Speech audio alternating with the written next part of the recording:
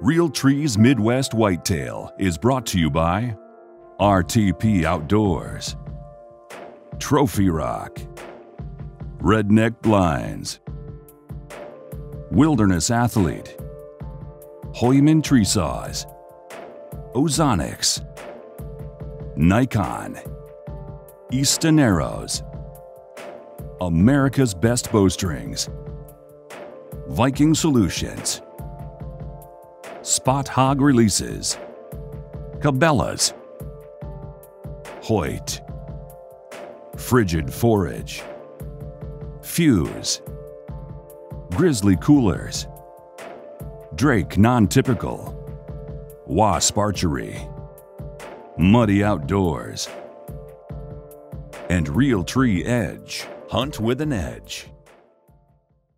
Got the A-team here at the farm and we're going to go for a walk and see if we can find antlers.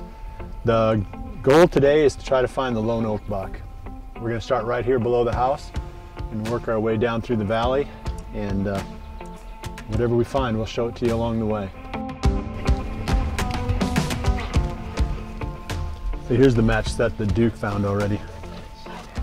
Yep. Where did you find them, Duke? He's not going to tell. It's a secret spot.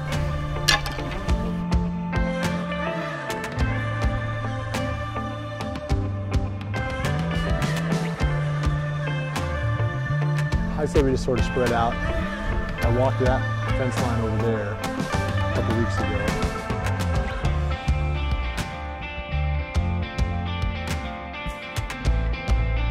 It's a shame to find them like this. This is a buck that Drake and I had filmed quite a few times, actually 2 or 3 different times. The last time was about 300 or 400 yards east of here. I actually found this deer in the middle of November. I was in here doing something and I found him laying dead.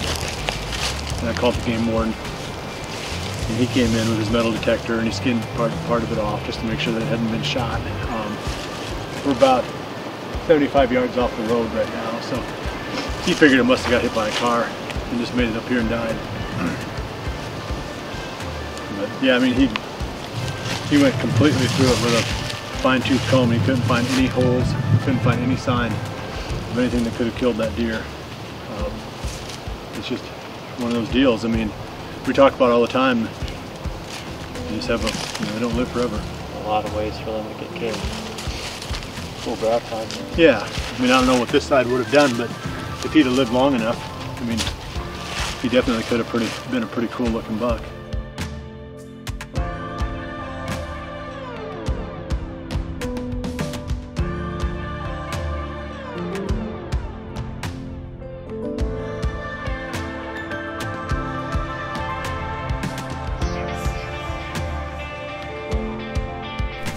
Following Duke's tracks, apparently, where there's no sheds left. Kind of like what Jared did to me and Josh yesterday. Be lucky if we find them.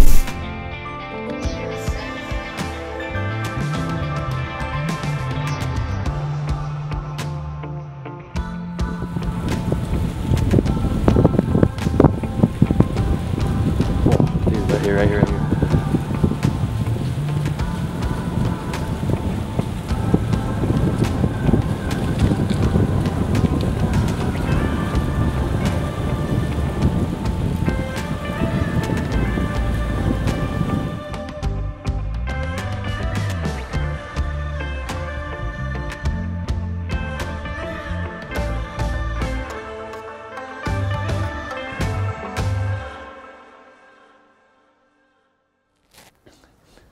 We're taking a little break from shed hunting now, and we're going to talk about what we think is one of the most important subjects in bow hunting for whitetails, and that's string jumping. We've had a lot of encounters with it over the last few years, and it seems like every year our conclusions change just a little bit on this subject. I mean, if I go back, I don't have to go back very far, and I've got some really sad stories to tell about deer that I hit high that were alert at the time when I took the shot. I know that you had some bad times this past season, Josh, and we think back to Caleb Byers buck from this past season. So let's just dive into this and see where we end up. I know like I said, I used to think I knew what to do, but every year. Well, it's such an interesting and frustrating topic at the same time, because you think you have it figured out, and then you see another example that kind of goes against it. So really, and we'll kind of go through it, but it doesn't necessarily be a discussion around distance or anything. It's more about reading the deer's body language is really the main focal point of what we're trying to discuss. So, and it's, fortunately, I don't have that many experiences with it, but I've just learned from being around so many of them, and it's amazing how they continue to amaze you. Once you think you have them figured out, they show you something completely different. You reevaluate what you need to do. Yeah, so if we go back to, we'll start picking examples of deer, and then we'll hopefully come back to a conclusion here. Last season for me, I shot, I shot the, gosh, I don't have a very good memory. Okay, so the wide 10 was on the 2nd of November, and that deer was 30 yards away. He was stopped. I didn't stop him. He just naturally stopped. He was in the process of chasing a little buck away, I think, from that doe that he was getting ready to breed. So he stopped, 30 yards broadside. I did not aim low on that deer. So that would be the almost ideal situation. Yep. He stops on his own. His attention is somewhere else. Yeah, and that's almost better than being relaxed, because relaxed, I think they still have that ability to register some threat. Whereas if they're totally focused on something like another buck or, a doe during the rut or whatever it might be. So he didn't move and I didn't aim low. And I should say that, it worked out for me, once out of it seems like a frustrating number of times. But then the second one was the same distance away. He was 30 yards away, and that was the 1st of December, a buck crossing this food plot. I grunted to stop that deer. I was in the ground blind, the redneck blind, and I aimed with my 30-yard pin. He was 31 yards. I aimed probably 2 inches below his brisket. And that deer dropped right into it, and that arrow hit probably an inch or slightly more high of center on the kill zone. So there was one that if he wouldn't have moved, I would have shot under that deer and completely missed him. So we think, okay, my conclusion was 30 yards and out. If they're alert, you aim for the brisket line. And 40 yards, then you aim below the brisket. That was sort of what I'd come to in my mind if they're alert. If they're not alert, then you aim for the vitals or the very low part of the vitals. And if they're distracted by something other than danger, you probably won't have any problems whatsoever. Well, then we get into this season, and we had sort of the whole thing tipped upside down. We start with Caleb Byers. I think that was the 9th or 10th of November. Awesome buck. That deer was under 25 yards. And he grunted to stop him. And I don't think he looked directly at Caleb, but he obviously stopped to the grunt. Right. And from what Caleb had said, he was aiming, just below the heart, basically, expecting him to drop just a little bit. And obviously that deer didn't drop nearly enough, and he hit him just low. I don't think the deer dropped at all. Yeah, right. He hit right underneath the heart. Yeah. And then I know when that aired, he got criticized quite a bit for aiming low on a deer that was only, low 20s. 25, yeah. And then we come to, and I would have almost agreed with that until we come to Josh's experience. Yeah, I think it would have been November 25th, and deer came in 22 yards, and this is my first experience with ever hitting a deer high. And I just aimed right in the lungs. I didn't even register to aim low. I thought inside 20, you never even have to worry about it. Talking back to what you were discussing with body language, that would be the biggest lesson to take away. Yeah, because that deer was very nervous even before you stopped him. Yeah, he was just on edge the whole time. When we watched back the footage, the deer looked up at us multiple times, and in the moment, I never really processed it. But even then, I don't know what that deer dropped. It was almost significant. Almost a foot. He was also, you've talked about it before too, with deer wheeling away. I never even expected that. So he dropped and turned. Yeah. Yeah, so how far away was he? 22 yards. 22 yards. So again, there's a deer that I would have aimed the same place that you aimed. Yeah. And that's after all these years and all these mishaps that I've had with string jumpers. I would have messed that one up, and then I would have probably chucked my bow out of the tree at that point. I mean, my buddy, I was like, what the heck happened? Because clearly right away I knew I hit him high, and you know, I thought my buddy was just trying to make me feel better. He's like, oh, the deer dropped, and sure enough, I mean, we watched it back. I was kind of in disbelief, and I was like, I told him, I was like, I'd do the same thing. You know, 9 times out of 10, I don't think that's going to happen. But like you said, I think it goes more towards reading the deer's behavior.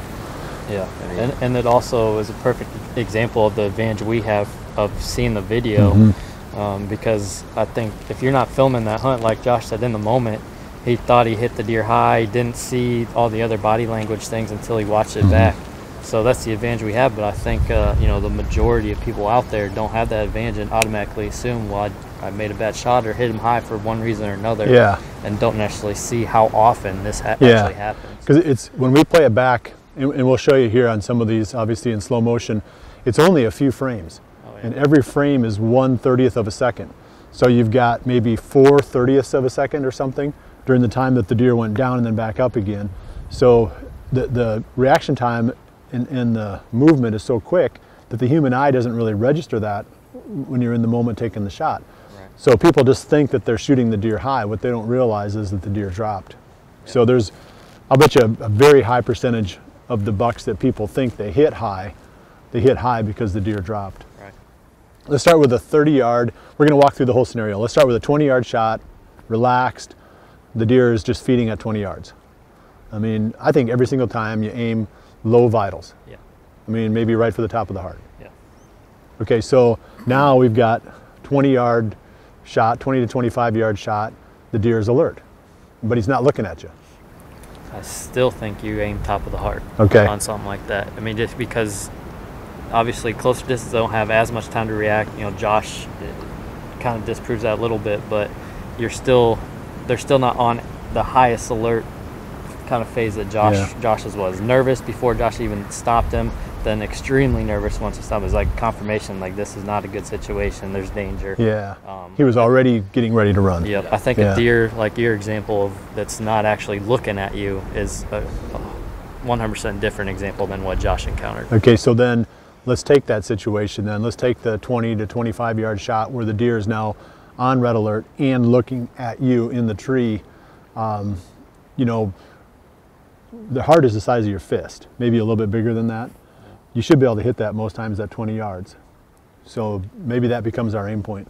Yeah, my opinion would be just that. If you're confident enough to hit that spot, you aim for the heart, and that way, if it does not drop, you're still fine. And if it does drop, you still have that room to play higher in the vital area. Okay, now let's move to a 30-yard shot, and we're going to say everything from 20 to 30. I mean, obviously we could walk our way through this thing and spend 3 hours talking about a 24-yard shot. Right. But let's just say now we're on a 30-yard shot. And I'm going to jump back to the 2016 season and throw a little monkey wrench into the conversation here. This buck named Skinny, he was on the tail of this doe. He walks out into the food plot, 30 yards broadside. I'd ranged it. I knew he was coming out at 30 because the doe went past at 30. So I grunted to stop him. He stops and he kind of casually looks into the tree. He wasn't, I wouldn't say he was tense, but he was alert. You know, I stopped him and maybe he wasn't even alert, you know, but I mean, in your mind, you're trying to kill this deer. You're not thinking about, you know, did I see him stiffen? So I shoot right at his brisket line. The arrow zips right through, cuts hair off his brisket, and everybody criticized me saying that I missed the deer. Well, I mean, yeah, I can take my lumps, but I didn't miss the deer. I hit exactly where I was aiming. He just didn't move. You know, so there's a 30-yard buck, broadside. I grunted to stop him, doesn't move. I think that's the biggest challenge we have in this discussion, is because you almost have to get nitpicky on that body language, because, okay, where's that deer's attention at? Yeah. It's on chasing this doe. So really, how alert? Yes, he stopped and looked in your direction, but are we calling that alert, or, you know, halfway in between? There's a lot of variable right there. Yeah. So, I mean, I was fortunate enough to end up killing that deer, but the point is, he very, very easily and should have gotten away. Yeah. And I would have been really disappointed in bow hunting. I would have been disappointed for sure in my ability to know where to aim. It's a bigger challenge than people realize. Yes. We encounter all it's the number one. It's the number one challenge, I think. Yeah. I mean, obviously picking the right tree is a big deal, but after that, I think the number one challenge in bow hunting whitetails is knowing where to aim. you know, and because you have to weigh, you know, factor in so many different things. So normally now, let's get back to that 30-yard shot. Deer's alert, looking in your direction. You know, I'm going to do the same thing I did last year on December 1st. I aim a few inches under his brisket. You know, and usually that's going to accomplish, you know, the goal. But so the and it also can go. We can also talk about buck versus doe in that situation too. And north versus south. Yeah. I mean, we're talking about Midwestern deer now. That's Duke and Bella still antler hunting. So, you know, I've hunted in the south, and the deer are a lot quicker. They're like coiled springs. And you have to completely change your shot selection criteria down there with string jumpers than what we face here in the Midwest. So, you know, this is kind of, you almost have to take what we're talking about now if you're hunting in the south and drop your aim points accordingly for the quickness of the deer that you're hunting in those areas. And then, like you mentioned, with does seem to be quicker than bucks. They seem to jump a little bit more often. So there's more to factor in that too. If we're going to come back around to an actual conclusion on this thing, which we need to, because our viewers we've just made them all frustrated. I think going back to your example, I think with a 30-yard shot on a buck who's let's call it halfway alert, you stopped them and they're looking in your general direction. My opinion would be, I think what I would do, I would still aim at the heart in that situation and expect a little bit of a drop, but not a dramatic, like immediate reaction to the sound of the shot. Yeah, and I think sometimes when they're looking at you, they're actually reacting to the movement, you know, of the limbs. Straight up at the tree. The limbs moving and the arrow coming out of the bow. Yeah. They're reacting to sight even before they're reacting to sound. Yeah. But so obviously at 40 yards, I mean, everything gets even more challenging the further out you go. You know, and again, like we said, we could spend an hour talking about this, but at 40, if the deer is alert at all, you got to be off the body, and probably, you know, the deer is going to wheel to turn, so you almost have to be, you know, thinking, okay, low, and where is it going to, you know, generally it's going to drop and turn. So 40-yard shots at alert deer are pretty questionable. Right. And yeah, there's so many just factors that come into play at that distance, and really I think there's a breaking point to this whole discussion once you get out past 40 yards in terms of the sound of the bow going off being so far away that they don't react to it. So maybe in your mind you're like, okay, that deer's 45, I better aim even lower. Well, then they don't react because the sound's so far away, or maybe they start to react just at the last second because they, you know, maybe an arrow noise or something. But you know, it's a whole different ball game once you get out there. So we don't know what to tell you past 40. The other thing too is you start getting into at 40 yards and thereabouts, the noise. Like we got a lot of wind today. If we had leaves on the trees, there'd be so much noise right now that at 40 yards, I'm not sure a deer could hear your bow go off. Yeah. You know, so you got to factor some of those things in.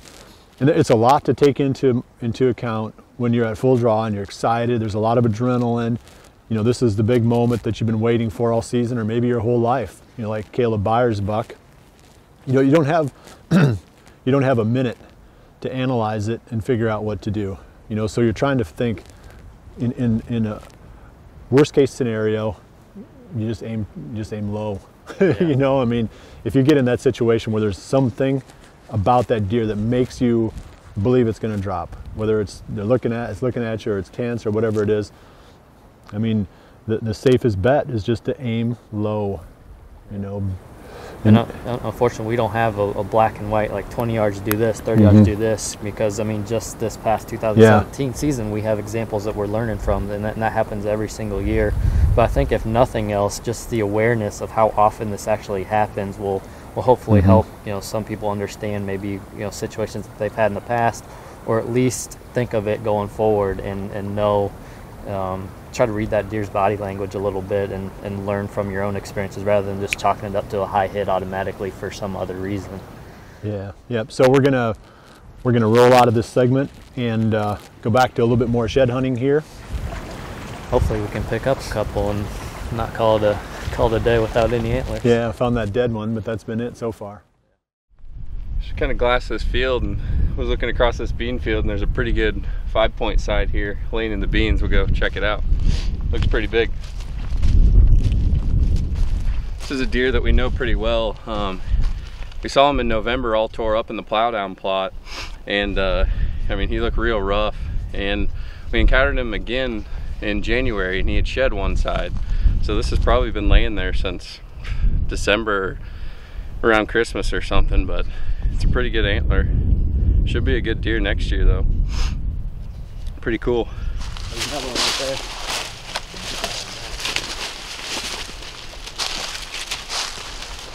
.3.5. That's him.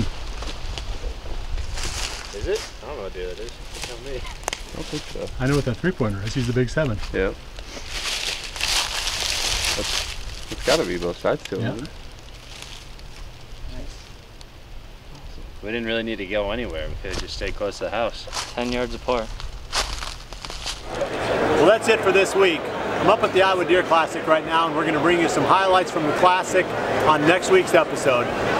So I appreciate you joining me. We'll see you right back here again next week for the next episode of Midwest Whitetail. And remember to always dream big.